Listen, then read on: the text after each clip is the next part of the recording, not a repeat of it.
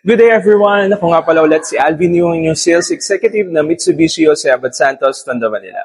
For today's video guys, iikot ko kayo sa ating Mitsubishi Mirage G4 2026 year model at iikot ko kayo kung ano yung specs ng ating Mirage G4. So guys, samahan nyo ako. The 2026 Mitsubishi Mirage G4 features 1.2-liter Myvec 3-cylinder engine producing 78 PS and 100 Nm of torque, paired with either a 5-speed manual or a CVT. Its main focus is fuel efficiency with an estimated 20 to 23 km per liter and updated standard safety features including active stability control, ASC, and hill start assist, HSA. Naka-LED lights na din or LED projector headlights with daytime running lamps. Meron na din siyang fog lamp. Newly designed machine finish, two-tone alloy wheels on all trims. This operation system na din ng ating Mitsubishi Mirage GLS. Push start stop button system na din tayo pag GLS ang nakuha yung unit ng Mirage 4. With dual SRS airbags, isa sa driver seat and isa sa passenger seat. Mitsubishi Mirage G4 natin, meron na siyang 3-spoke leather wrap steering wheel and meron na din siyang controls dito, audio control. Naka 7-inch smartphone link display audio na din ang ating Mirage G4.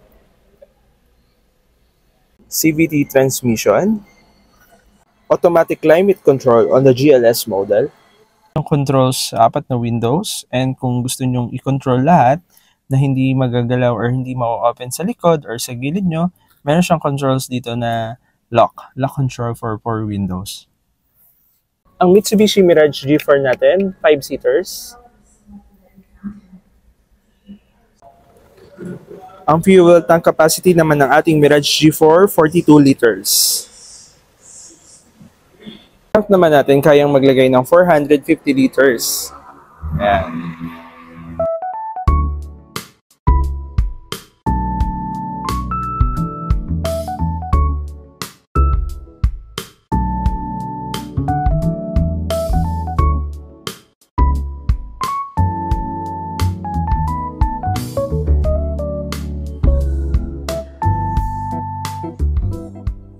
So yun guys, kung interested kayong mag-avail or mag-apply ng ating Mitsubishi Mirage G4, message lang ako sa 0968-862-0527 or sa aking personal FB account, Alvin Yung. So guys, ako nga pala ulit si Alvin Yung, ang inyong sales executive ng Mitsubishi Abad Santos, Manila. See you guys! Drive your ambition, Mitsubishi Motors.